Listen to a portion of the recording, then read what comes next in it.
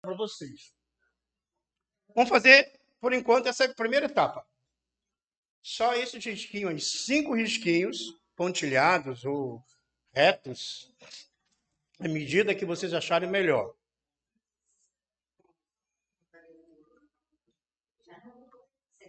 O pessoal que está em pé aí, senta, porque pode dar algum problema emocional depois dessa atividade. E pode cair. E não deixa o do lado olhar isso aí, né? Olha só, faça só o seu. Conseguiram fazer os 5 pontos? 5 tracinhos? Tem um meio, faz 1, 2, 3, 4, 5. Ok? Quem quiser um livrinho aí para apoiar, vai ali na livraria, compra um livro e, tá? Para usar. Já estou ajudando a vender livro. Uma vez lá no Amor e Humildade, nós fizemos um curso de passe e eu falei para o pessoal lá, tragam, participou umas 80 pessoas, eu falei, ó, pedi à livraria, compra 100 livros, distribui o livro para todo mundo participar do evento. E no final falei para eles, ó, depois vocês passam na livraria e dão uma contribuição de R$ 15 do livro. Eu vendi 80 livros num dia só. Eles acharam uma maravilha. Né? Então espero ter vendido algum livro hoje aí. Ok? Bom, agora vocês façam isso, depois de traçados. Dei ali, não sei se está dando para anotar, mas é como se fosse uma escala, tá? Partindo do zero, aí 20, 40, 60, 80, ou da melhor forma que vocês quiserem, metade, aí vamos fazendo de acordo. Mas fazer uma escala para cada linha.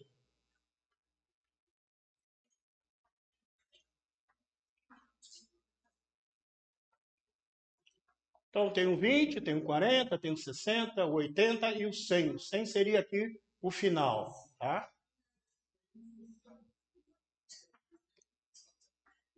Se não quiser botar o número ali 20, bota o tracinho. 1 tracinho, 2 tracinhos, 3, 4, 5 tracinhos. E termina ali no final.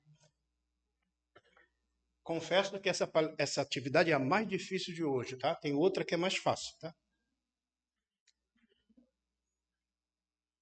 Depois que vocês colocarem os tracinhos, coloque nome nelas. Os nomes vão ser LE. O que vocês acham que é LE? Opa! E LM, o que é? EV,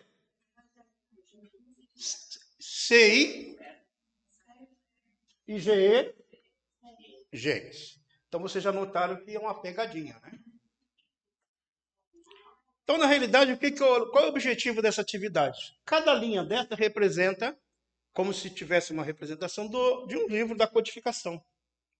E aí vocês vão marcar apenas na escala dessas observações aqui, desses livros, né? O quanto vocês leram. Só leu, tá? Não estou falando em estudar, estou falando em ler.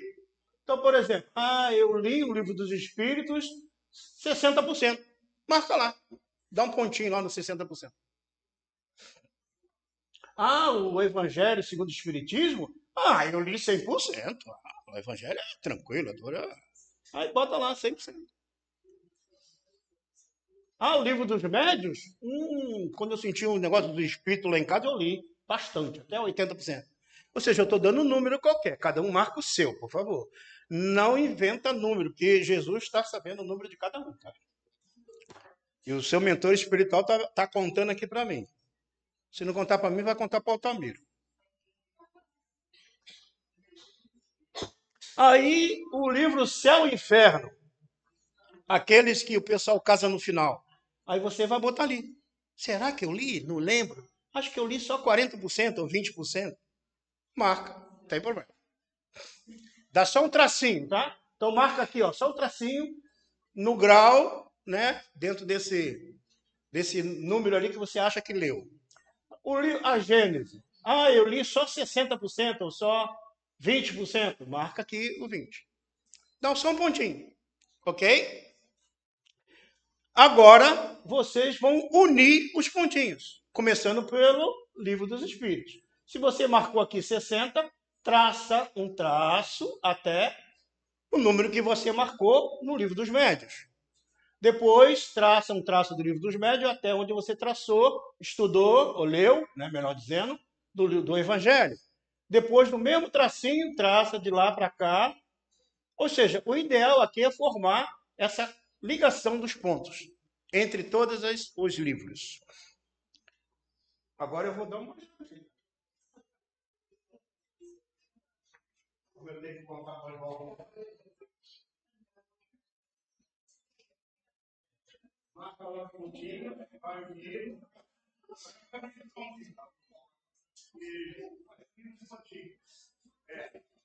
Aonde você marcar lá, pontinho.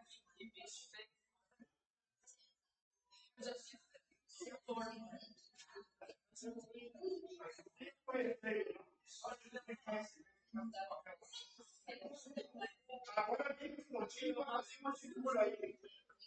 Qual que é? É. Eu vejo pelo olho aqui.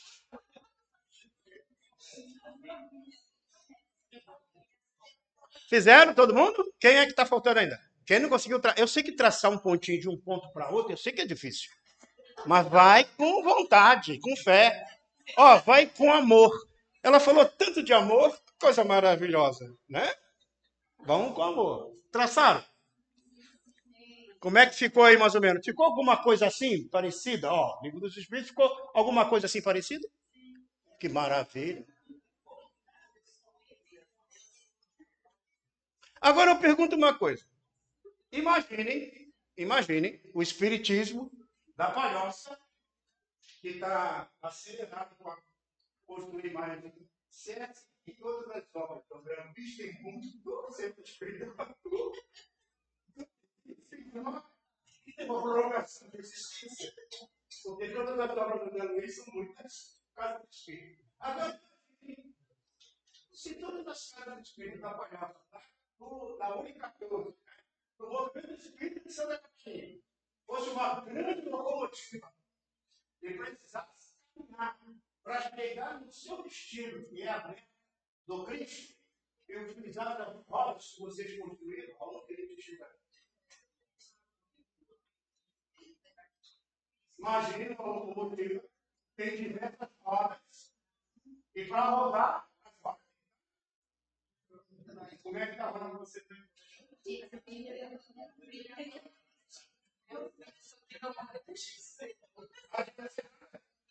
Não. E aí, você anda? Não. Aqui anda? Anda? Guarda o seu papel para cima.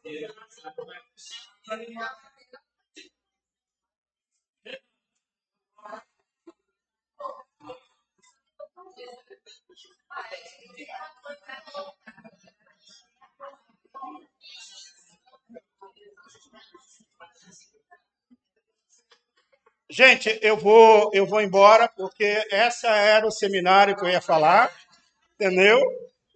Eu não tenho mais nada a dizer. Vamos ficar com o amor da Inara, né? Porque eu acho que essa parte da instrução, que é o amar ao próximo, amar, né?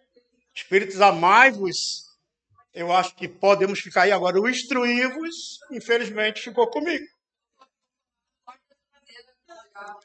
Exato. Gente, veja bem, olha só. Nós estamos participando de um projeto do Cristo na Terra. Se nós estamos num projeto do Cristo na Terra, ele avisou lá que mandaria o Consolador, que viria agora. Veio, chegou aí, meados do século XIX, que ensinaria todas as coisas, que nos orientasse para o futuro e ajudaria a modificar essa estrutura do planeta. Lá no capítulo 6 do Evangelho, que foi dito aqui, né? Eu me recordo que lá diz assim: venham como outrora aos transviados filhos de Israel. O Espírito de Verdade diz isso. Quem é os filhos de Israel que se transviaram lá no início, que estão até hoje batendo cabeça no outro? Aí nós saímos daquele grupinho lá e entramos nesse grupinho aqui, do Consolador Prometido. Não é para repetir mais aquilo que a gente repetiu lá, porque não deu certo. Por isso que o Espírito de Verdade diz aí: Os erros que existem no cristianismo são de origem humana. Já fizemos isso. Se a gente fizer de novo, Jesus vai falar, vamos mandar outro grupo para lá. Os lá de Capela veio, deu uma forcinha, os terrícolas agora tem que tirar e mandar o pessoal de, sei lá, de outro planeta. Não sei como é que vai ser. Mas esse é a proposta do Consolador Prometido. Nós já fomos aqueles que matava, que fazia, que não sei o quê. Fomos aquele que matava lá, que Paulo foi o maior palestrante que aconteceu. E hoje tem alguns palestrantes que veio do Rio de Janeiro, igual Paulo, né? Fugido. Mas estamos aí. Só que ao receber a doutrina espírita, o que a gente faz? Só uma lidinha. Vou dar só um. Aí o que acontece? Como eu não conheço a doutrina, o que eu faço? Eu crio em cima dela. Eu sou formado nisso, eu acho que tem que ter esse negócio aqui, que esse espiritismo. Kardec está meio desatualizado. Porque eu aprendi assim, então tem que ter essa. A casa espírita, o espírita, ao chegar na porta, tem que bater 2 pés, dar uma rodada para entrar. Aí o pessoal inventa. Lá no Rio de Janeiro, tinha um centro espírita bem estranho lá, tinha umas coisas assim. Tinha lá um palestrante que vinha fazer palestra no centro espírita, e aí o dirigente da reunião chegava, meus irmãos, que nós vamos ter a palestra hoje do nosso irmão, em nome de Jesus, e de vez em quando ele... E aí falava mais uma coisa, daqui a pouco ele... E falava outras coisas e tal, tal. Aí depois ele dizia, agora que foi feita a limpeza psíquica do ambiente, que ele pegava o espírito da unha, né? O nosso irmão pode falar em nome de Jesus. Gente, isso é invenção. Aí, pessoal, quem é que veio lá da que ela me chamou de preto velho quando eu cheguei aqui, tá? Ela me chamou. Não, vou entregar. Na hora que eu cheguei aqui, ela tá com um preto velho. Só faltava vir de branco agora aqui. Mas aí você vê, quem é que já passou lá pela parte lá dos pretos velhos?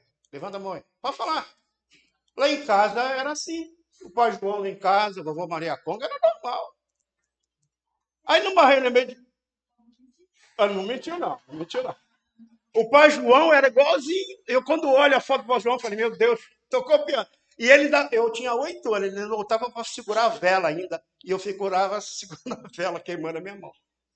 Aí meu pai tinha lá o pai João, quando alguém passava mal e batia lá na minha porta, a minha irmã caía, que tinha sensibilidade, né? Mediunidade de sensibilidade. Aí o pai João vinha, dava uma sacudida, botava todo mundo bem, todo mundo melhorava, e eu falei, eu gostei desse negócio. Que o pai João vinha, a pessoa que vinha nos visitar com problema, passava mal, ele arrumava, a minha irmã que caía, ele arrumava todo mundo, e eu achei uma maravilha. Aí eu depois fui convidado para participar de um centro espírita, na linha kardecista. Cheguei lá, comecei a estudar o espiritismo, comecei a ver, eu falei, eu vou levar esse negócio lá para casa, eu gostei disso. E aí fiz o culto do evangelho na minha casa. Falei com todo mundo, falei, agora vai ser culto do evangelho, que não sei o quê. Aí vocês acham que o pai João foi embora? A vovó Maria Conga? Zé Malandrinho? Ninguém foi embora. Só tem um detalhe, não tinha mais a garrafa de marafa, não tinha mais o banquinho, meu pai sentava, tinha uma vara lá que o meu pai, ele dizia o seguinte, se vocês mexerem nessa vara, vai ganhar uma surra que vocês vão ficar magros. Eu nunca ganhei as costas daquela marca, por isso que eu estou gordo hoje. É o que a gente acreditava.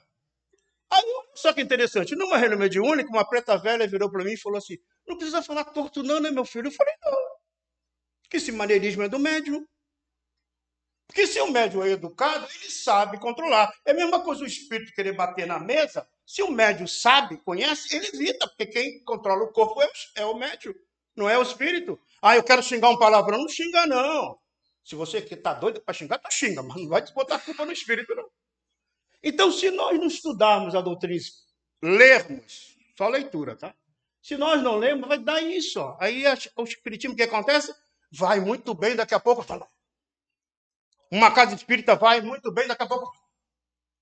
Sabe por quê? Porque os profitentes não conhecem a doutrina. Aí tem um sei o que de conhecimento, a gente fica dizendo um para o outro, aí é muito bom, ama, abraça, beija, mas e aí? Aonde é que estão esses ensinamentos? Então é preciso que a gente... Ah, alguém chegou nesse nível aqui? De fazer assim? Que também não dá, né? Porque imagina, alguns com a roda grande e outra pequena também não ajuda, né? Agora, o ideal é que a gente leia a doutrina espírita. Se a gente lê o conteúdo espírita, e veja, eu só falei em leitura, gente. Eu não estou falando em estudo. Eu não estou falando, por exemplo, pegar os clássicos do espiritismo. Leon Denis, Gabriel Delane, Alexandre Kizakov, e vai por aí afora. E se eu pegar as obras do Chico, por exemplo, todas do André Luiz, as obras de Emmanuel, porque aonde que eu vou pegar o exemplo da problemática? Eu que trabalho com atendimento fraterno. É nas obras do André Luiz, do Manuel Fernandes de Miranda, do Emmanuel, que lá tem exemplos. Como superou, o próprio Emmanuel ali conta a experiência pessoal, lá em 2000 anos, como ele superou várias coisas. Aí eu lembro do Emmanuel e vejo alguém me contando seu drama. Eu sei que aquele drama da pessoa não tem só essa existência, tem a vida anterior. Eu não vou ficar adivinhando o que ela fez na vida anterior, mas eu tenho uma ideia do que pode ter acontecido, e aí eu posso esclarecer à luz da doutrina espírita. Mas sem conhecer aonde está os postulados do conhecimento, eu vou ter dificuldade. Por isso que o espiritismo, gente, primeiro, ele precisa ser dominado por nós. Tem uma mensagem recebida no centenário da Federação Espírita Brasileira, que está no Reformador, do nosso querido Allan Kardec, quando ele deu essa mensagem. E ele diz lá, o espiritismo é pouco conhecido pelos espíritas. Então, por isso que muitas vezes nós encontramos no movimento espírita, não é só em Santa Catarina, gente, é no mundo inteiro, em vários lugares. Só para vocês terem uma ideia, nós temos várias federativas espíritas no mundo, em vários países, que é tudo orientado pela Federação Espírita Brasileira. Mas quem é que está lá? Espírita brasileiro, que está lá, assumiu as federativas lá. E as federativas também nos estados, em todas elas têm dificuldades, os centros espíritas também têm. Só para vocês terem uma ideia, aqui nós temos 160 centros espíritas em Santa Catarina, filiados. E mais, ou talvez mais 160 não filiados, e mais próximos do espiritismo. Lá em São Paulo tem mais de 6 mil centros espíritas. No Rio de Janeiro tem em torno de quase 5 mil centros espíritas. E fora em outros lugares. Então você imagina o número, o grau. Por que tem muito centro espírita sendo criado? Para poder começar a trazer essas informações aos poucos para esses transviados, filhos de Israel, que já matou, já fez tanta coisa, para ir poder receber a informação e vai modificando a caminhada. Por exemplo, quando a gente faz um seminário como esse, aí muita gente fala assim, era bom que fulano tivesse aqui, que Beltrano tivesse aqui. Gente, o fato de a gente estar reunido num momento como esse, trazendo essas energias para esse ambiente, para homenagear os 9 anos de uma sociedade que foi criada, da mesma forma, aqueles comprometidos com esta tarefa espírita, que ainda não reencarnaram, estão aqui. Desta casa, a casa de cada um aqui representado, que vão reencarnar. Porque foi assim que aconteceu conosco. Antes das casas serem organizadas na Terra, elas são planejadas no mundo espiritual. E até os trabalhadores também são organizados. Chega aqui embaixo, a gente esquece. Tu me convidou para trabalhar? Aí eu não me lembro disso, não. Aí com Altamiro, eu adorava lá no mundo espiritual Altamiro. Chega aqui na Terra, não era você, era Altamiro, é esse aí mesmo. Então, vejam, às vezes a gente fica imaginando assim, que o mundo espiritual está tudo largado, que Jesus lá abandonou a Terra, que então, não tem planejamento nenhum. Gente, isso é tudo planejado. Tudo planejado. A casa espírita se edifica no plano espiritual para depois ser materializada na Terra. Os grupos são edificados no plano espiritual chamado às responsabilidades, mas nós temos o livre-arbítrio de aceitar ou não, de postergar para deixar para depois ou não, de começar e largar no meio do caminho. É a nossa liberdade. Por isso que muitas vezes aqueles outros trabalhadores que virão, eles vão vir. Já estão no plano espiritual, muitos já estão reencarnados, e muitos já estão nos ventres de muitas mães e crianças que já estão aí na evangelização. Agora, precisa nós que estamos agora na linha quase indo embora, tem um pessoal que está quase indo embora, né? Que ainda não foi. O pessoal de 65 e tal, né? 70, 80, 90. Hoje já pode até 110, tá? Pode ficar até 110. O Divaldo foi com 98. Mas tem muita gente que já está indo para lá. Aí o que vai acontecer? Está lá na Gênesis, no último capítulo, lá, geração nova. Aí todo mundo, agora vai vir uma geração nova e vai mudar o planeta. Kardec falou, gente, sabe quem é a geração nova? Somos nós. A Inara vai voltar de novo. Eu vou voltar junto dela. Né? Vai voltar tudo de novo. Aí volta como? Olha só a geração nova. Vão voltar como? Já vão voltar mais esclarecidos, mais comprometidos, e vão falar assim, eu assisti aquela palestra do Cid, não sei para que eu fui. Né? Aí vão voltar, por isso que ele fala uma geração nova. A gente mergulha, aprende um pouco, desmergulha, né? Mergulha de novo, aprende um pouco, e vai assim, ó. Gente, isso acontece há 2000 anos, está acontecendo esse processo. Estou contando só da 2000, tem gente que tem mais tempo, tá? Desde Moisés, então dá bastante tempo. Então isso está acontecendo o tempo todo no nosso processo. Por isso que é importante que a gente entenda que quando eu pego um conhecimento da doutrina, é preciso que eu faça esse entendimento. Porque se fosse psicologia, se fosse aqui um curso de psicologia, e chegasse no final do curso e falasse assim, quem é que você achou da teoria freudiana? Aí você diz assim, eu não gosto. Por quê? Porque eu nem sei quem era Freud. O quê? Você fez um curso de psicologia e não sabe o que é Freud, a teoria freudiana, tu pode até discordar dele. Então, veja bem, lá na formação, quando eu tenho que apresentar o trabalho de conclusão de curso, eu não posso inventar. Eu tenho que fazer em cima da base aonde está estruturado o conhecimento. Se eu vou fazer um mestrado, eu também tenho que me basear em quê? Em autores que já existem. Mas quando eu vou fazer um doutorado, eu posso dar uma inventada, não posso. Porque vai ser a teoria minha. Mas veja, eu nem fiz ainda o básico do espiritismo. E muita gente quer dar de doutor de espiritismo inventando espiritismo. Não, de espiritismo agora tem que tirar isso, botar aquilo, passa, tem que ser 2 para lá, 3 para cá. E aí a gente começa a inventar. Então, gente, por isso que a doutrina espírita, ela precisa, nós, né, espíritas, precisamos entender.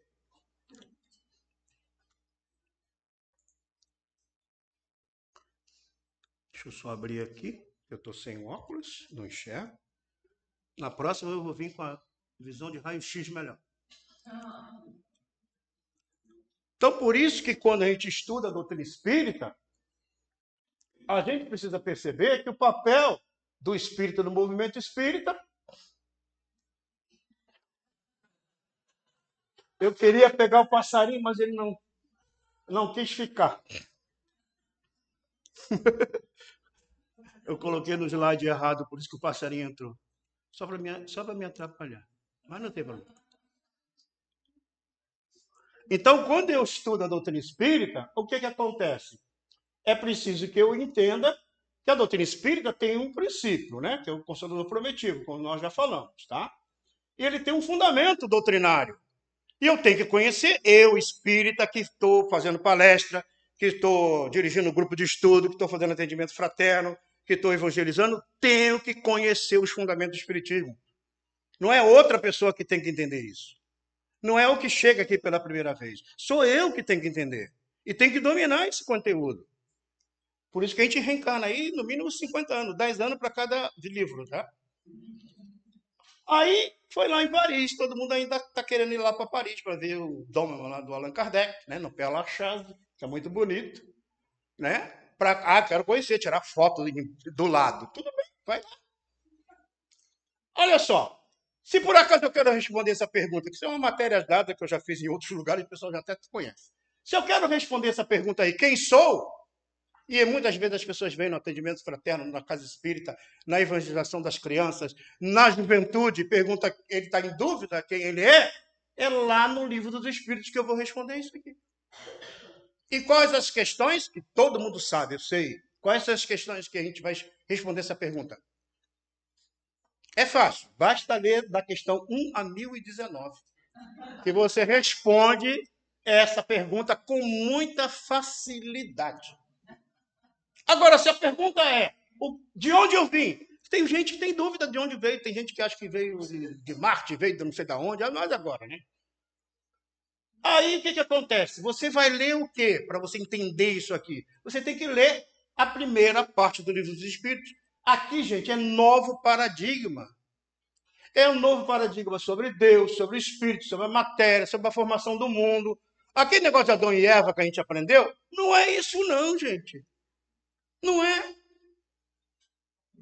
Então, se eu me tornei espírita, eu tenho que desfazer esses conceitos que estão arraigados no meu psiquismo, da doutrina judaico-cristã que eu aprendi. Então, eu preciso mudar. Por isso que Allan Kardec vai falar lá que Adão foi um grupo de espíritos que sobreviveu a um grande cataclismo numa determinada região, mas foi isso de tudo. E a ideia lá do Abel e Caim é a ideia do bem e do mal, da escolha entre o bem e o mal, capítulo 3 da Gênesis. Então, eu começo a entender isso. Então, o que o Espiritismo faz? Desconstitui esses conhecimentos, não nega a crença de ninguém, não proíbe ninguém, mas se você entrou na doutrina espírita, você tem que fazer esse cotejamento de conhecimento e comparação. Aí, se eu quero, então, entender sobre essa pergunta, de onde eu vim, que está na primeira parte do Livro dos Espíritos, tá? Aonde é que eu amplio esse conhecimento? No livro da Gênesis. Aí, olha só que interessante. Se você pegar cada capítulo do livro A Gênesis, cada capítulo dela, da Gênesis kardeciana, que nada mais é do que uma ampliação da questão 1 a 329 do Livro dos Espíritos, cada capítulo tem a ver com uma ciência humana. Uma ciência que nós estudamos. Uma ciência que nós, adultos, estudiosos, avançamos. Por exemplo, vou dar só um exemplo de uma, que não é o nosso objetivo hoje. Se eu for lá no capítulo 3, Allan Kardec vai tratar sobre a origem do bem e do mal. Ele está tratando sobre psicologia, sociologia, política, direito, todas as ciências que mexem com o comportamento humano. Porque ele fala da origem do bem e do mal. Então, como é que originou o mal? Como é que aconteceu? Não vou contar, não. Vamos lá ler. Tá? Então, vejo. Aí, se eu pegar cada capítulo dela, ele está explicando cada ciência que nós conhecemos. Aí teve alguém que me disse assim, mas no capítulo lá da urologia geral do planeta, da formação, Kardec errou, que agora não é mais assim. Gente, atualiza. Porque é o período primário, terciário, quaternário, quando surgiu o homem. Hoje é íons e não sei o que, tem um nome que mudou. Então você atualiza, você só pega aquele conteúdo que na época de Kardec, a descrição estrutural da formação e aparecimento dos seres e do homem na Terra tinha aquela formação, você atualiza. Não é a Gênesis que está desatualizada. É só você colocar no lugar. Se você quer estudar, por exemplo, passe sobre transfusão fluídica, sobre qualquer área de energia, pega o capítulo 14 da Gênesis, sobre os fluidos. Aí você vai entender. Percebe?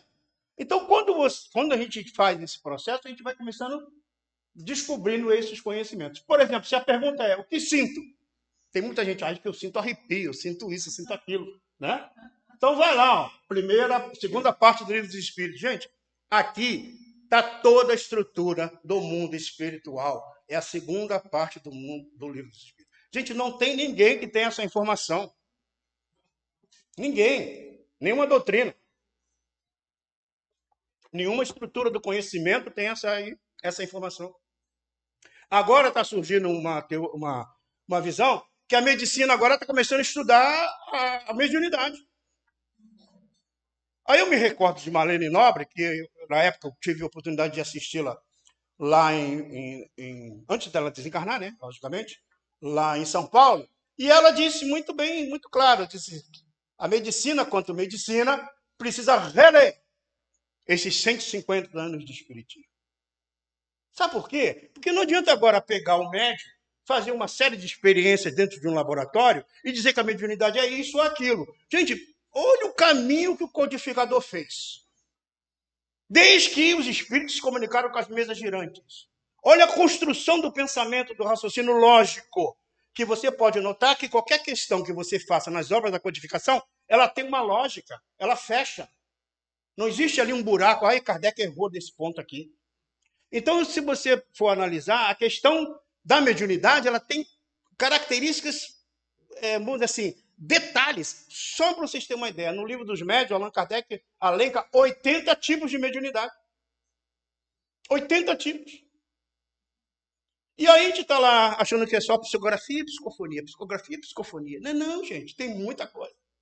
Então, por isso que quando eu estudo a segunda parte, eu sou naturalmente levado a estudar o quê? O livro dos médiuns, que é da questão 330 a 613. Ou seja, aqui eu tenho um fundamento, e no livro dos médiuns, no livro dos espíritos eu tenho um fundamento teórico, e no livro dos médiuns eu tenho um fundamento teórico e prático. Recordo-me que certa feita, na federação, surgiu aí um centro espírita que estava dando passe em cachorro, em gato, e, né? Só cachorro e gato. Não sei por quê, essa turma se deu bem, cachorro e gato, né?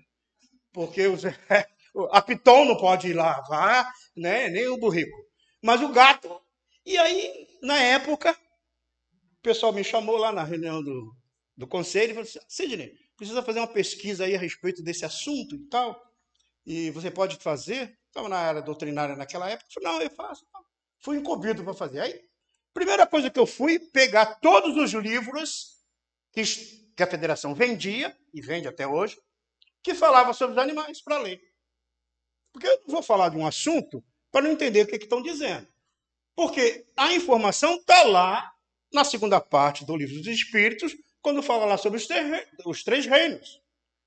Aí eu peguei, comecei a ler, descobri uma coisa maravilhosa. Primeiro, descobri que todos os que escreveram livros sobre os animais eram pessoas, né? Como é que é a especialidade de quem trabalha com os animais? Veterinário.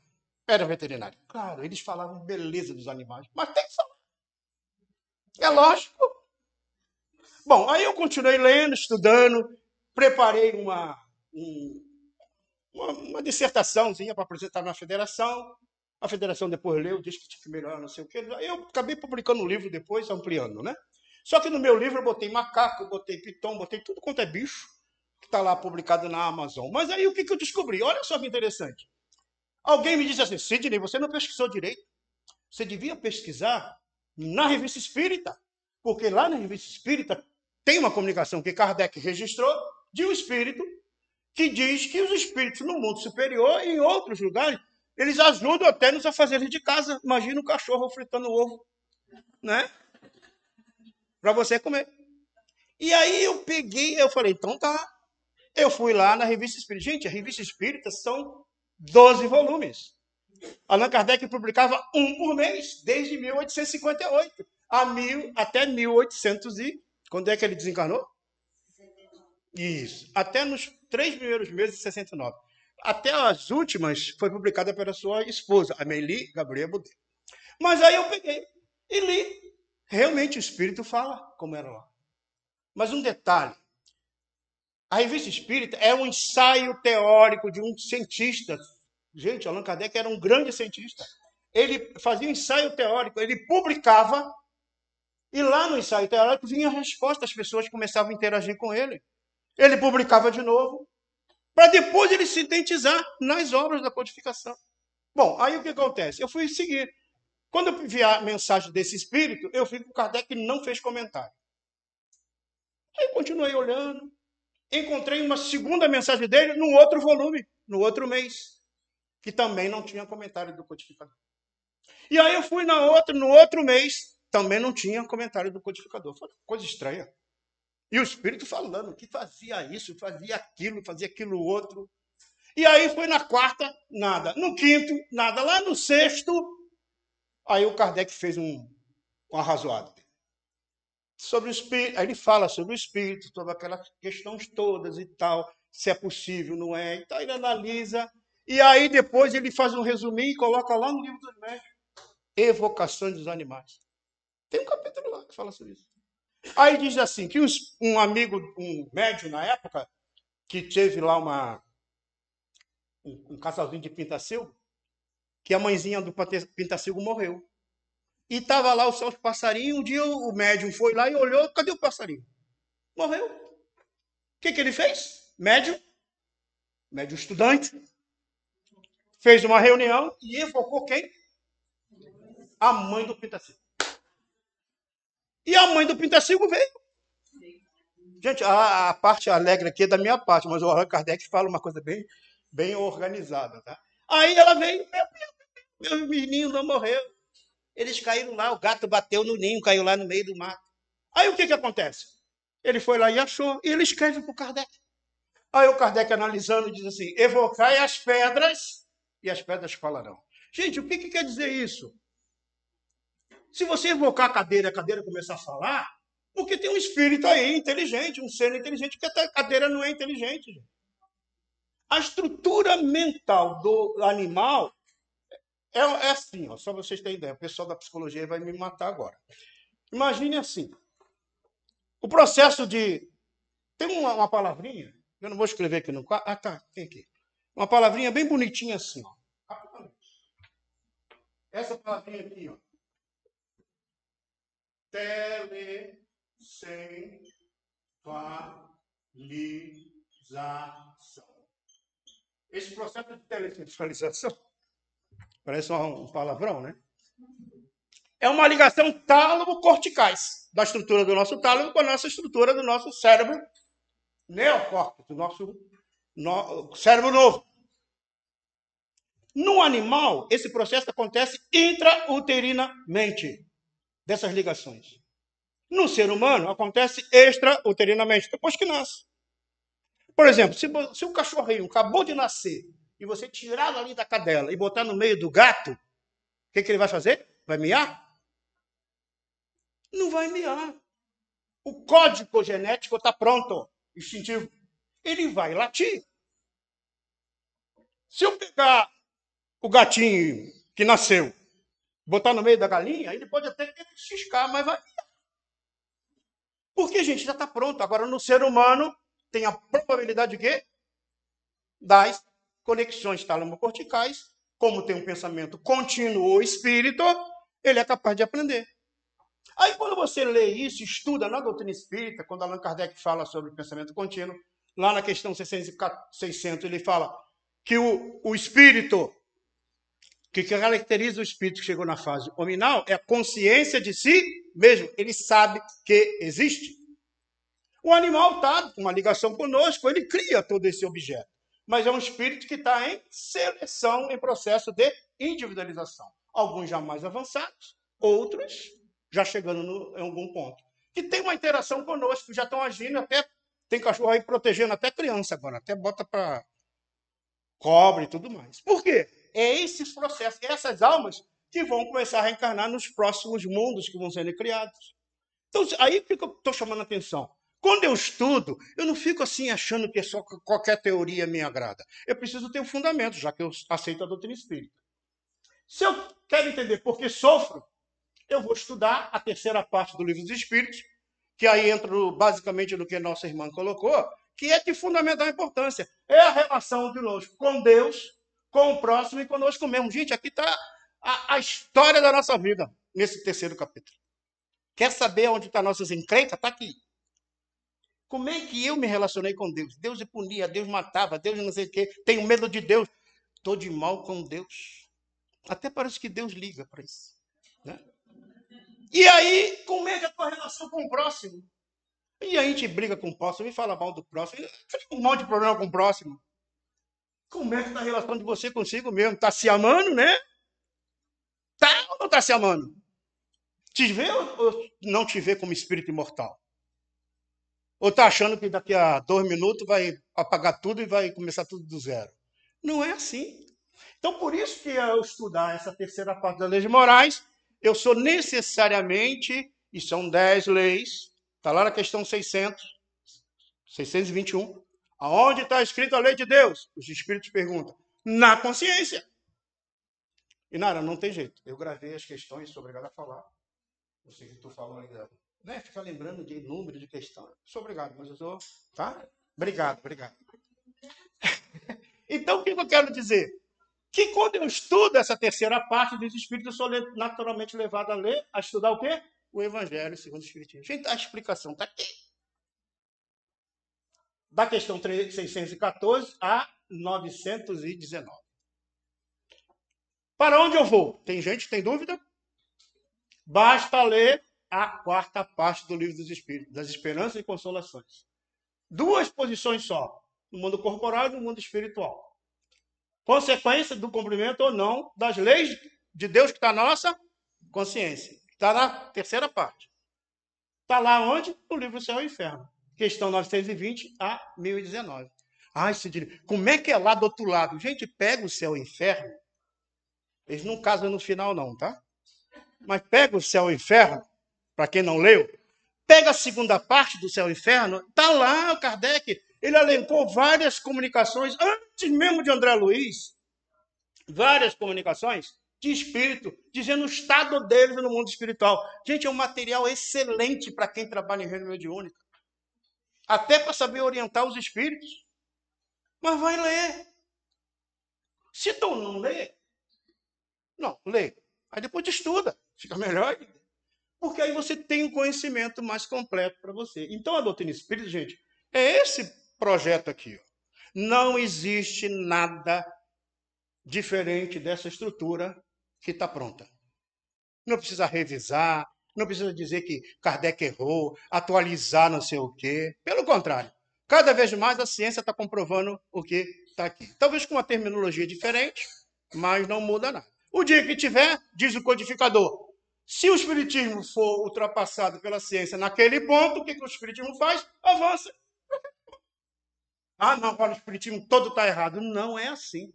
Então, por isso que ao estudar a doutrina espírita, eu preciso. Agora, e essa aqui é uma outra experiência prática, mas eu não vou fazer, porque pode dar algum problema emocional, que era o desencarne, né?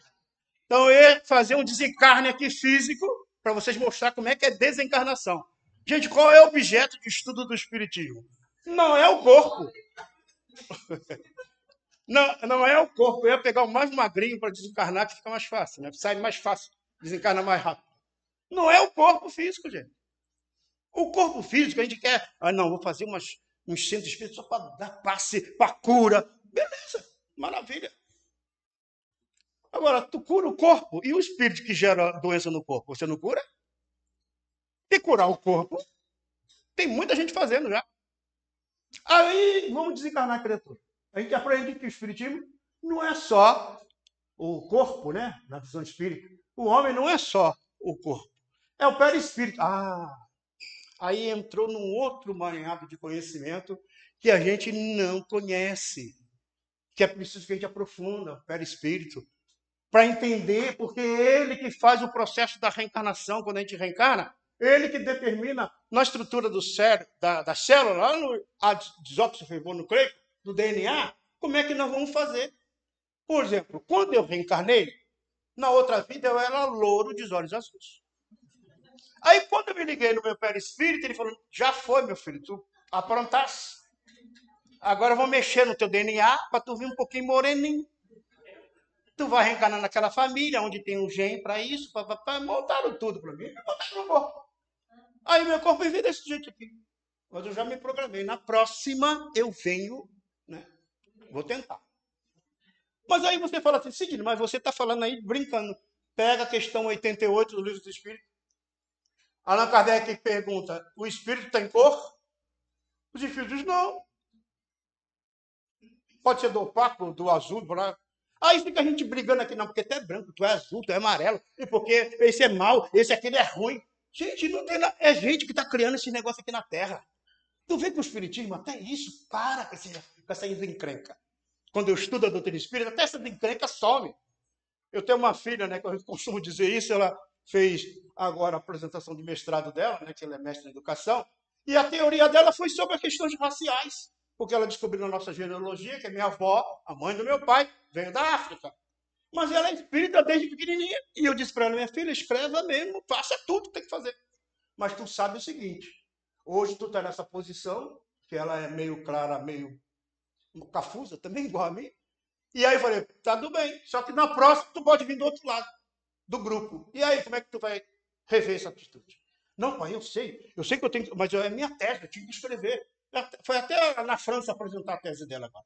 Fiquei feliz da vida. Mas o que acontece? Quando eu chego lá, não vou encontrar quem é branco, quem é azul, quem é amarelo. Isso tudo é na nossa da terra. Quem tinha sangue nobre, que era rei, da família tal, e a gente fica preso. Não tem isso, gente. Acho que eu tenho espírita, gente. Ela desmonta toda essa teoria louca que a gente fica criando na terra. Entendeu por que o espiritismo é considerado prometido?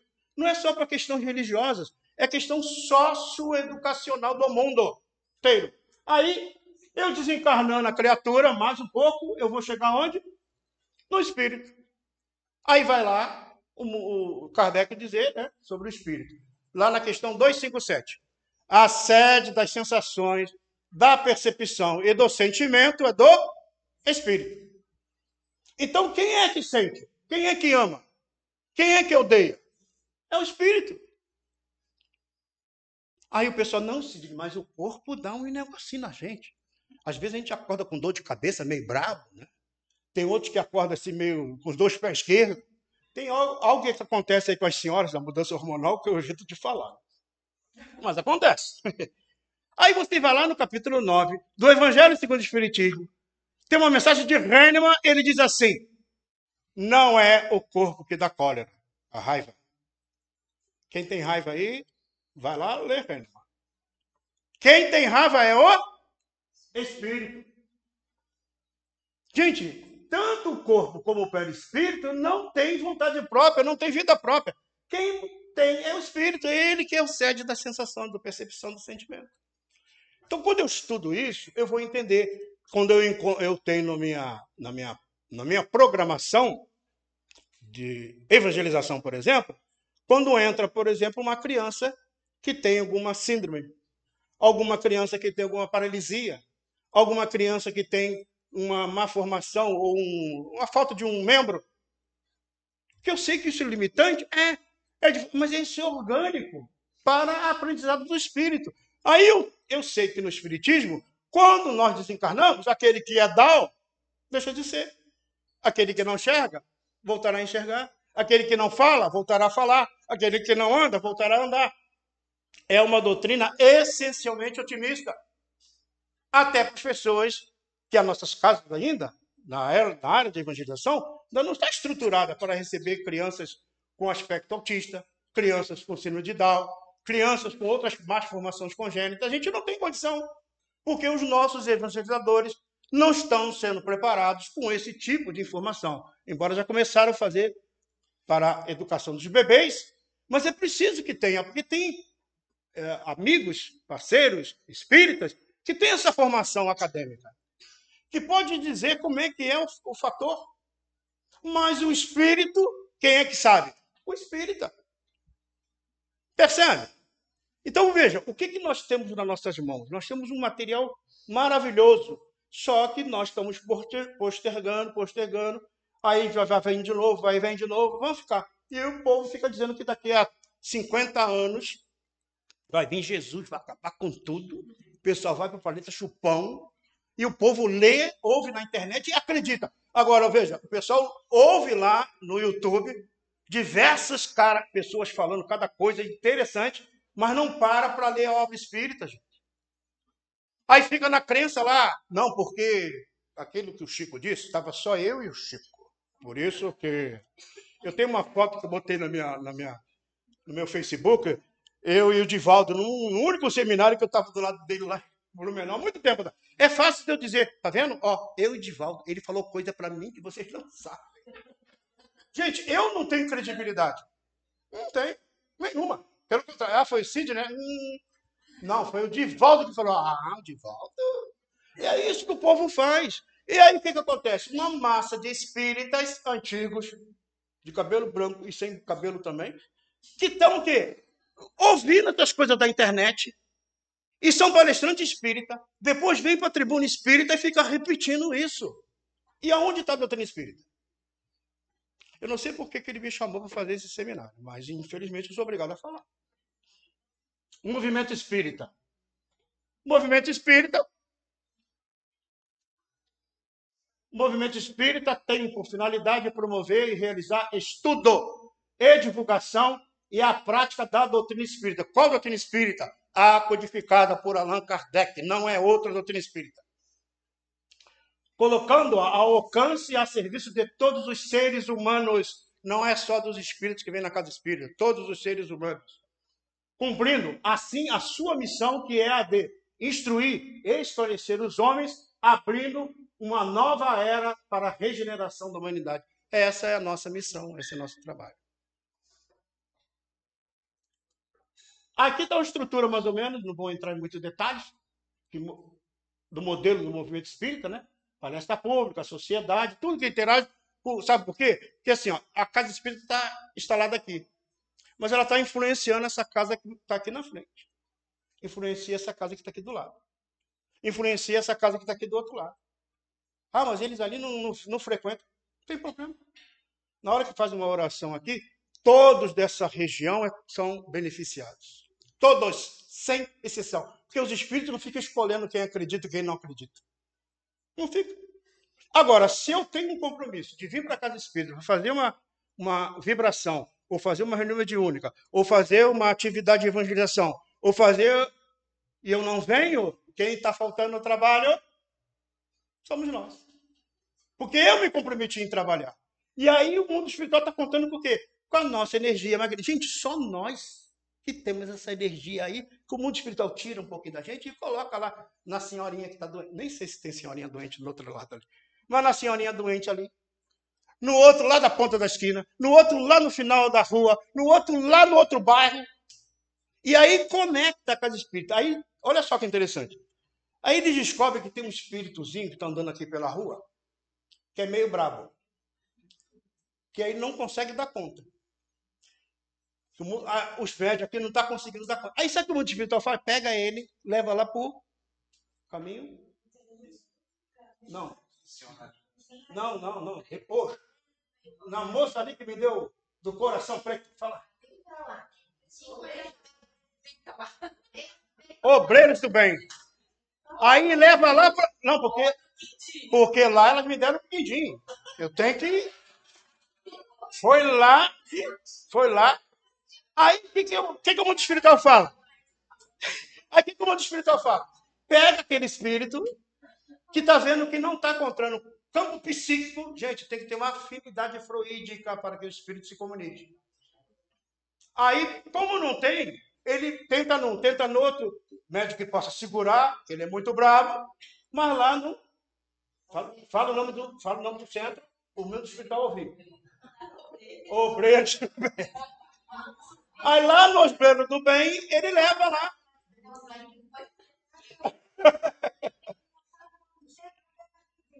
Não ganha mais pedido. É que eu fiquei tão ligado no que diz, esqueci o nome do centro. Aí o que acontece? Vai lá. Só que ele chega lá, ele faz uma análise não sei falar a palavra, de cada médium, para ver quem tem esse tipo de mediunidade, para poder conectar aquele espírito, que é conectado, às vezes, gente, 1 mês, 2 meses, 3 semanas antes, 4 semanas antes, para no dia ele dar comunicação lá na reunião mediúnica. Aí nós não vamos na reunião mediúnica. Aí eu comprometi lá, mas hoje está chovendo, tem o espírito a papel, né? Que choveu não vai no centro espírita. Aí tem o espírito a pipoca, ele está no centro espírita, aí ele não gostou muito, aí vai para outra casa, aí pula para outra casa. Ele fica passando de casa em casa, não se ilumina, porque ele acha que aquela casa é ruim, mas o ruim é ele, não é a espírita. Tem muita disciplina lá. Eu queria dar uma rodada de baiana lá, que não sei o quê. Gente, eu estou brincando, mas é sério. Eu estou falando isso porque nós estamos no meio espírita. Na palestra eu falo menos um pouquinho, mas falo. Mas assim, é preciso que a gente acorde, porque assim, queremos fazer um trabalho sério, começamos aonde? Pelo conhecimento doutrinário. Senão o nosso movimento espírita vai ter dificuldade. Aí nós temos os agentes federativos, né? Que nós temos aí, que a nossa irmã representa aqui. Nós temos a Federação Espírita Brasileira, as atividades de meios da federação, atividades fins, os órgãos de unificação, tá?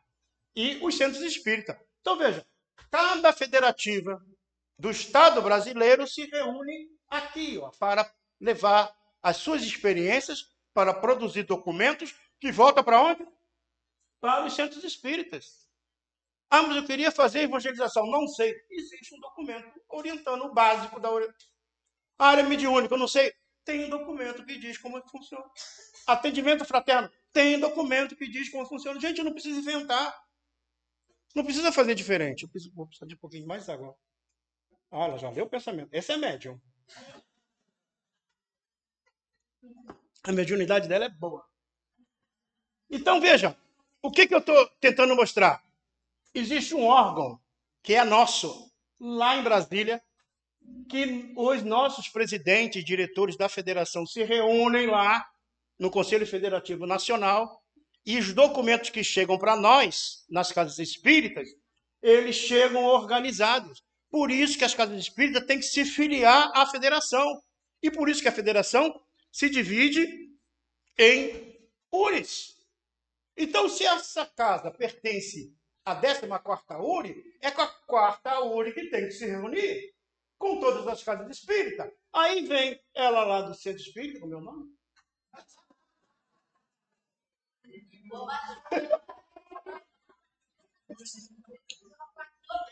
Obreiros. Aí vem, né, o missionário. Aí vem outro. A experiência de cada um, sabe? A experiência dele lá, a experiência dela, a experiência lá de outro. Reúne e diz assim, olha, a nossa experiência está acontecendo isso. Aqui, na Palhoça, está acontecendo muito caso de suicídio. Aí o mundo espiritual começa a mandar quem? Começa a envolver as pessoas que têm casos semelhantes, aí intuídas, aí nos atendimentos fraternos das casas espíritas, para receber o quê? Orientação sobre a questão do suicídio. E os espíritos que cometeram suicídio são levados para serem atendidos na reunião mediúnica de qual centros espíritas? Da onde o grupo está se trocando. Aí tem uma reunião da FURIA e eu não vou. Aí tem uma reunião que a gente está, não vou. Cadê a união? A gente não se une. Gente, é se unir para o bem. Então, se a gente não entender isso, a gente fica imaginando que a união é só a gente ficar olhando para o outro e partir do lanche depois lá com um bolo de cenoura. Né? Não é para isso, não. Isso é somar, isso soma. Mas é para a gente se unir para fazer uma grande tarefa do mundo espiritual na região da Palhoça, na região da Grande Florianópolis, na região da ilha, na região, ou seja, está espalhado. São núcleos que são interconectados com as suas colônias espirituais específicas de cada cidade. Como tem lá no Rio de Janeiro, que é a colônia espírita do nosso lar, que não tem vaga mais para ninguém, só do pessoal do Rio de Janeiro, né? Como eu sou de lá. Mas as colônias espirituais se multiplicam a mãos cheias. São postos avançados do trabalho do Cristo na Terra, aonde ele se apoia aonde? Nas instituições religiosas da Terra. Não é só o espiritismo não, tá? É na Igreja Católica, do pastor, de todo mundo. Mas o espírita tem uma informação que eles não têm. Percebe? É aqui que nós permitimos que o sofredor fale e a gente possa orientar. Agora, se eu não entendo, se eu não estudo, o trabalho fica... Aí o mundo espiritual, não dá para acreditar naquele grupo. Ainda não pode. Aquele grupo não dá condição. Então, vejo que o trabalho ele é intenso. Centro Espírita, então, é o grupo de centros ou sociedades espíritas que desenvolve atividades gerais de estudo, difusão, prática da doutrina espírita e que podem ser de pequeno, médio ou grande porte. O Centro Espírita Amor e Humildade do Apóstolo, na época do Oswaldo Melo, já entendeu isso. Por isso que o Oswaldo Melo encabeça esse projeto de hoje, que a nossa irmã falou, e ele pode notar que no próprio cartaz tem lá o Oswaldo Melo. Ele que é orientador, coordenador do nosso estado. E ele entendeu isso, tanto é que o Amor e Humildade do Apóstolo fica aberto todos os dias, de manhã, de tarde, de noite, de segunda a sexta. Todo mundo lá é perfeito? Não. Tem o Sidney lá meio capenga, tem o Gerson, que também é meio capenga, tem vários outros lá meio capenga, mas mesmo capengando, a gente está lá e ajuda de um lado, ajuda do outro. É assim. Porque não vai estar perfeitinho para poder ajudar em nome de Jesus. Vai ajudando enquanto está se arrastando a chinela. Para depois ir melhorando. Para depois você poder botar salto alto. Agora, antes de botar salto alto, não vai, não, porque tu vai cair. Né? Com certeza.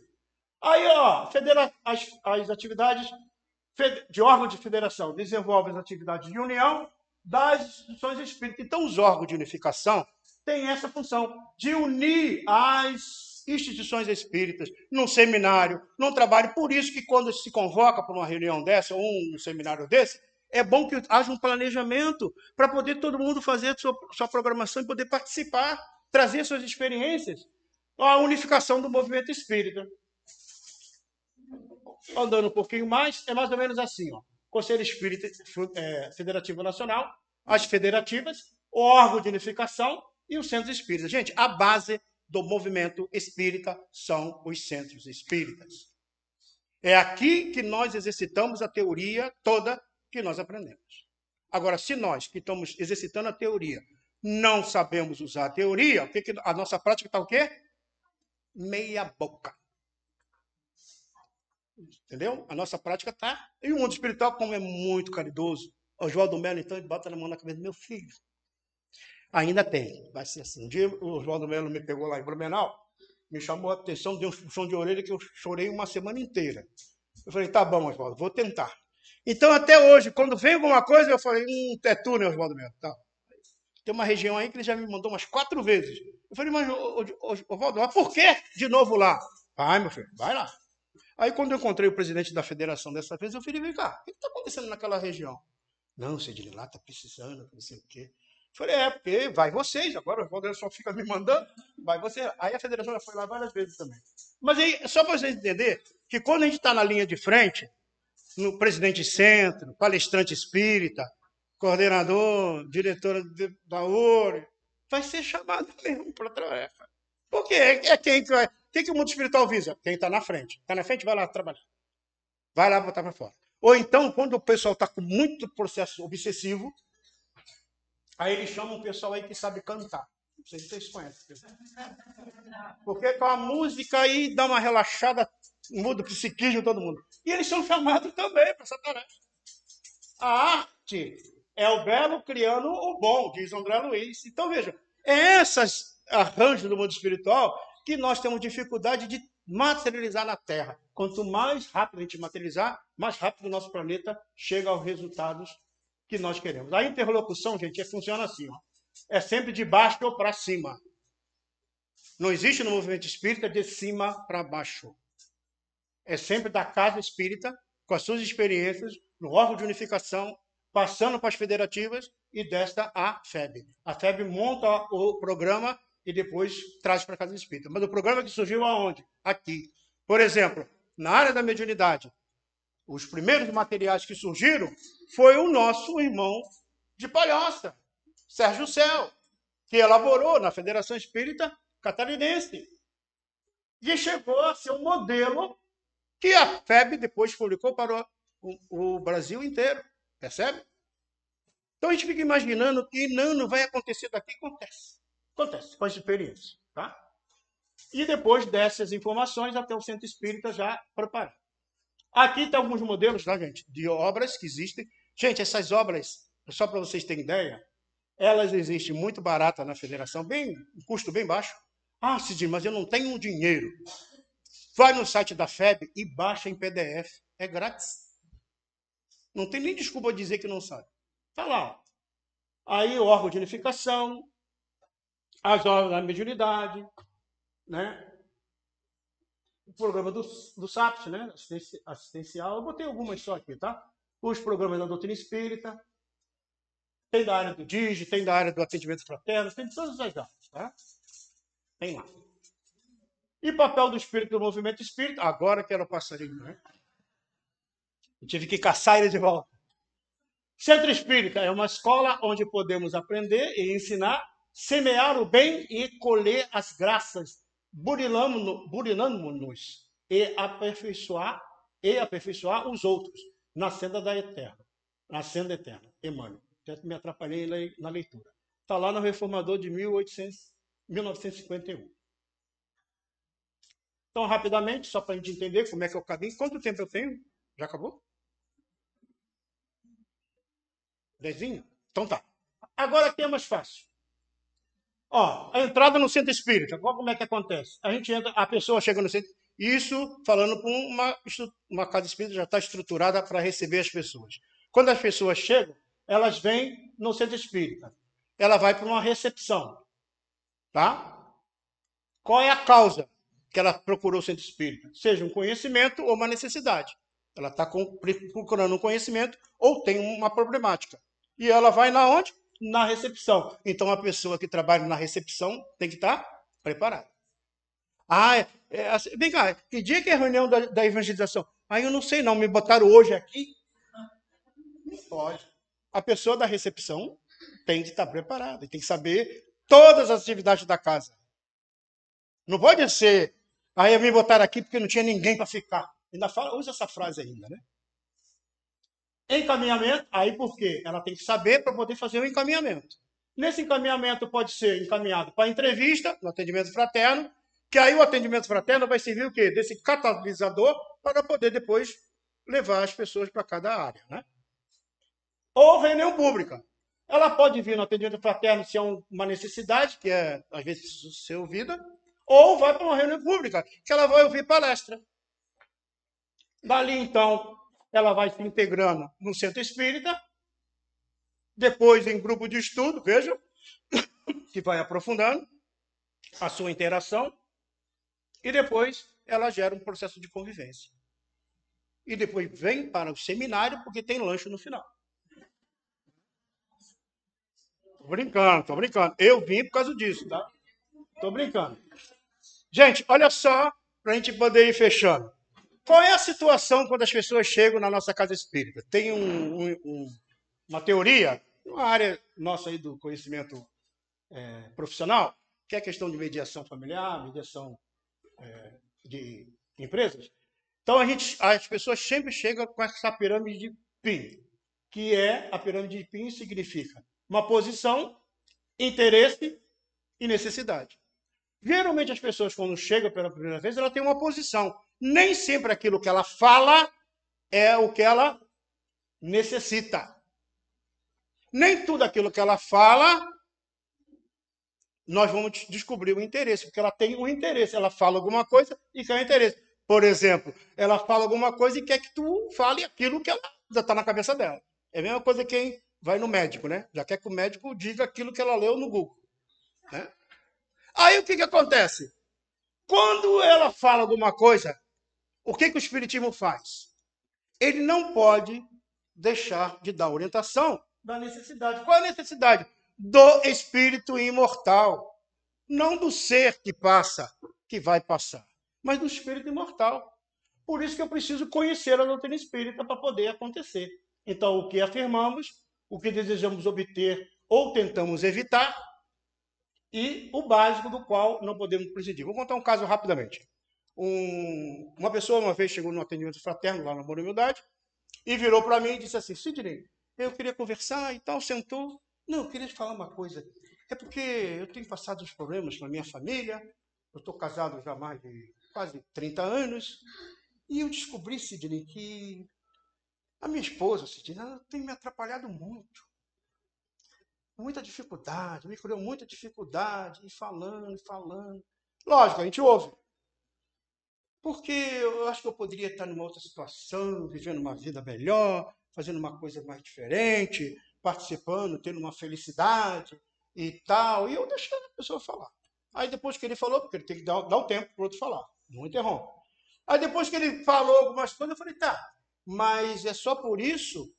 Tem mais alguma coisa? Ele, não, é por isso. Eu estou precisando mudar e tal, e foi. E eu continuei, não, mas podia ser. Será que tu não está vendo diferente? Será? E foi deixando ele falar. Aí até que um momento eu falei, cara, não tem nada assim, não tem. É que eu conheci uma pessoa,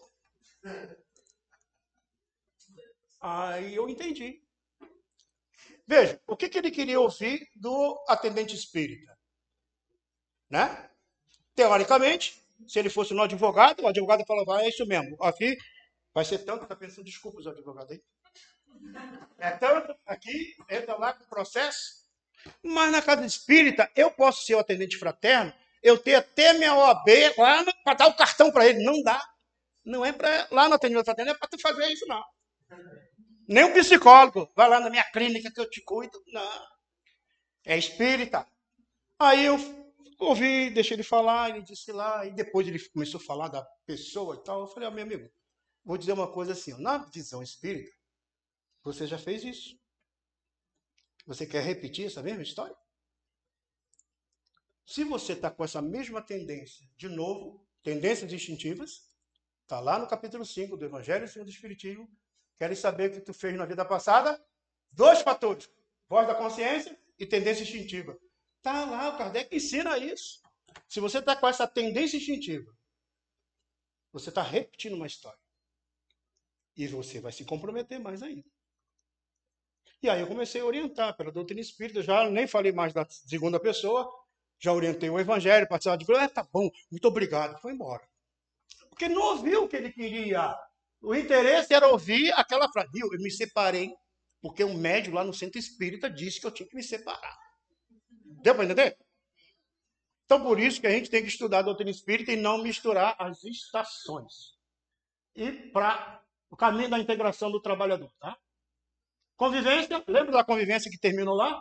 Ele começa, então, a participar, grupo de estudo, né? Grupo de jovem. Então, se é uma criança, vai para o grupo do DIG lá, o FIG, né? É FIG agora? Ah, FIG. Agora botaram lá. Minha matrícula. Porque eu antes era assim, agora botaram um A antes, entendeu? Mas tudo bem. Aí tem o ERG, tem todo esse trabalho. Veja, até aqui no ERG e aqui, o conteúdo é espírita. Até para essa turminha pequenininha e a turma mais idosa também. O colaborador, ele se torna colaborador. A capacitação e treinamento. Então, eu quero ser colaborador. Eu quero participar aí numa área do centro espírita. Ele tem que receber treinamento, capacitação. Quero dar passo? Tem que receber treinamento. Eu quero meio de única? Tem que receber treinamento. Interação com o movimento espírita. Ele tem que conviver com outros do movimento espírita. Como as reuniões, como acontecem os cursos, os treinamentos que acontecem. Aí ele se torna um servidor. O que vocês acham? Tá bom por aí ou tem mais? Tem gente que acha que chegou aqui, não. Agora eu sou servidor, quer o crachá de servidor, para andar por aí com o crachá de servidor. Mas não acabou, não. O servidor tem que estar em grupo de estudo? Tem que estar em grupo de estudo. O servidor tem que fazer convivência? Tem que fazer convivência. Porque, não, agora eu já estudei tudo da doutrina espírita. Pelas rodinhas que eu vi aí, não é bem assim, não. Eu acho. Gente, vocês podem mentir para Jesus, né?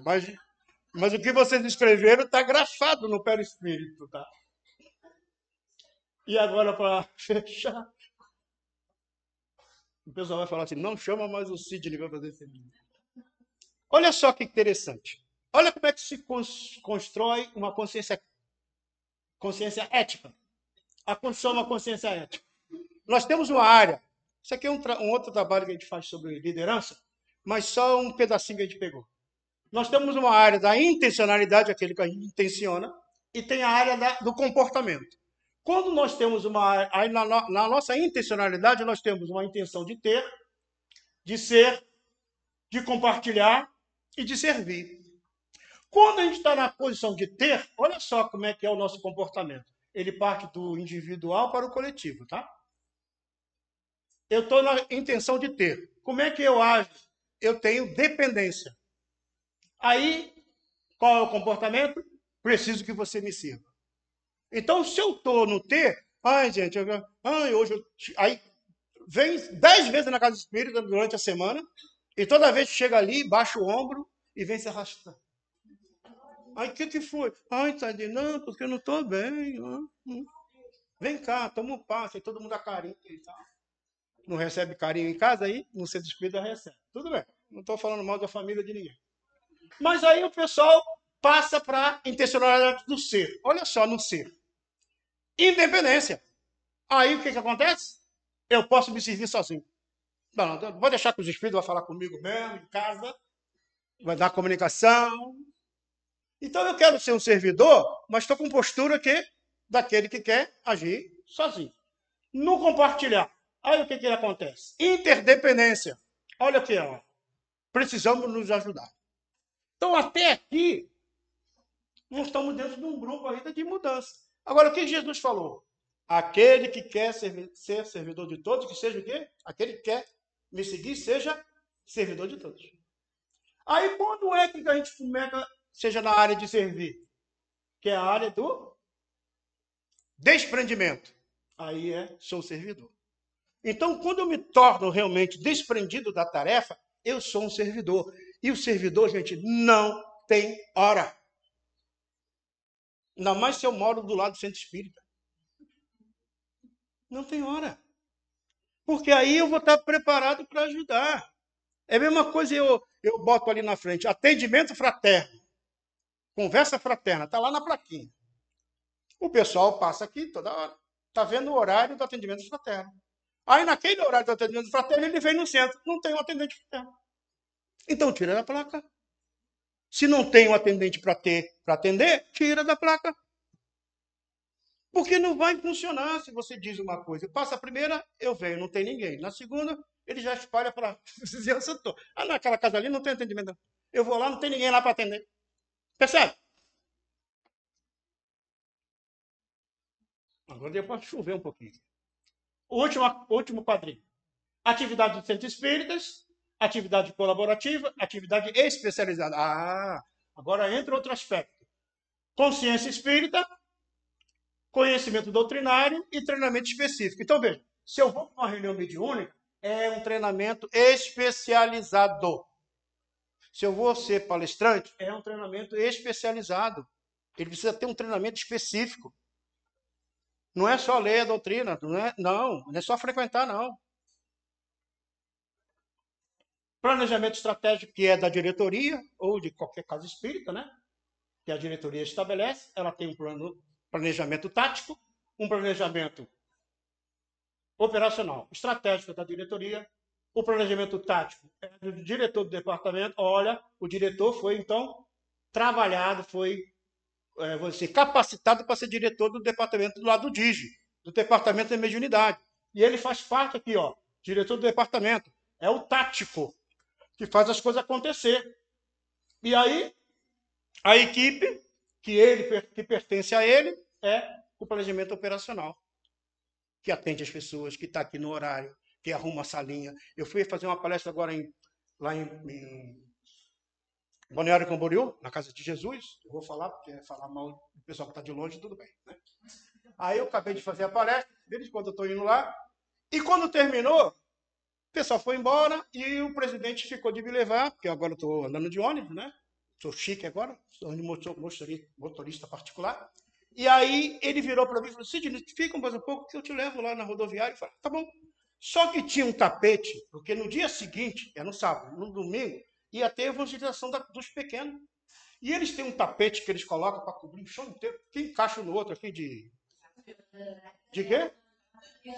É esse negócio aí, que eu não conheço. Gente, ficou eu, ele e mais uma pessoa fazendo aquilo ali. Eu fiquei porque eu vi só ele fazendo, colando, e era várias salinhas, né? E eu falei: vou ajudar, porque senão eu perco o ônibus, né? Aí comecei a ajudar. Mas eu fiquei olhando assim e falei: aonde que está a equipe dos evangelizadores? E eu dei um toquezinho, lógico, né? Falo a beça, né? Falei: tinha que chamar os evangelizadores para no final da reunião de sábado estar aqui para arrumar a salinha, para quando chegar no dia seguinte. Mas eles estão fazendo isso há tempo. E ele, como presidente novo, eu falei: aproveita, fala que é uma ideia nova, que os espíritos disseram. Gente, é só falar. Quer ver trabalhador trabalhar? Fala que é uma orientação espiritual. A turma rapidinho vem fazer. Gente, por último, é essa visão que eu gostaria de deixar para vocês. As nossas atividades de centro espírita estão dentro de uma visão sistêmica. Mas nós temos uma cúpula espiritual que coordena tudo isso. Então, toda a ação do mundo espiritual, ela vai ser espelhada em cada área do centro espírita, dessa visão sistêmica. Por isso que essas áreas têm que trabalhar integradas. Não pode trabalhar desassociadas.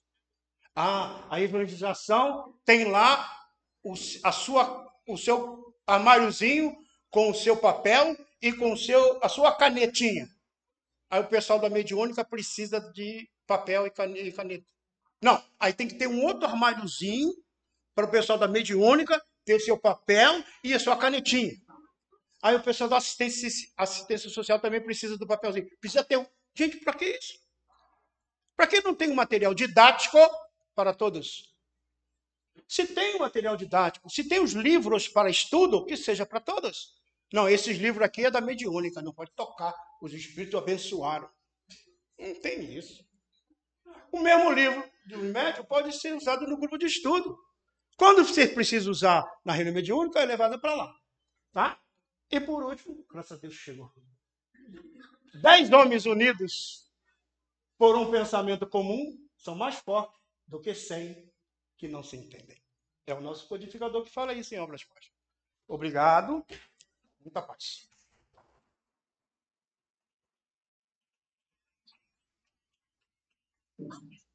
Eu sou obrigado a falar uma coisa que não estão deixando eu. Então, quando eles começam a tem que falar. Para fechar um pouquinho a nação, eu vou dizer para vocês por quê e quem passou esses temas para este seminário e a nossa semana espírita.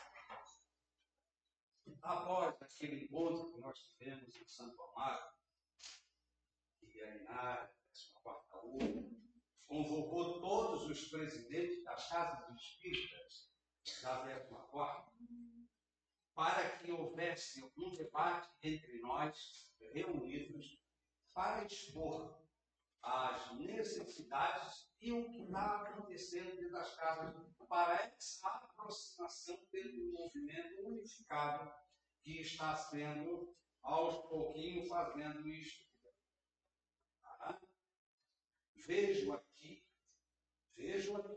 o rosto de cada um, eu sei que em casa está, mas também vejo a grande necessidade de tantos aqui estarem presentes, porque isso é para nós, é para mim, é para a Inária, é para nós que dirigimos as casas de explicações, é os presidentes aqui, que têm que escutar para entender. O Cid falou muito bem, eu já sei, eu já conheço, já estou dando uma opção mais, a repetição. Quem disse que é repetição? Quem que disse isso? Então, quando eu fiquei encucado, e certo dia, logo em seguida, nas próximas semanas, eu fui levado à espiritualidade, quando desprendido do corpo no sono, e fui para um salão muito grande, onde existia uma reunião muito linda de espíritos e espíritas. E eu fui convidado a fazer parte dessa reunião. E quando, em determinada hora, ele saiu na porta, escreve. E eu me acordei 3 horas da manhã e não me deixaram dormir. A minha companheira está aqui. Tá bom? E ela ficou preocupada comigo, porque eu fui levado dentro da minha sala de estudo, minha biblioteca, e disse: agora escreve. É isto que está aqui, meus irmãos. Isso aqui não foi obra do Altamiro. Eles passaram para mim, para que reunisse um seminário que teria sido só a nossa semana espírita. Mas eles não façam o seminário. E os temas todos, foi eles que passaram, nos chamando a atenção. Porque o nosso movimento espírita, os presidentes das casas espíritas, a direção do nosso movimento espírita, de ordem federativa para baixo, que serve até nós, e de nós até essa interligação. Tem que se apertar mais esse braço, para não afrouxar. Olha o que Kardec disse para nós, para que haja união das casas espíritas. Bezerra de Menezes, eu tenho até pena dele. E tanto que ele eu acho que ele já não cansou, porque eu estudei muito. mas está ali, cobrando. O Oswaldo mesmo me deixou. Oh,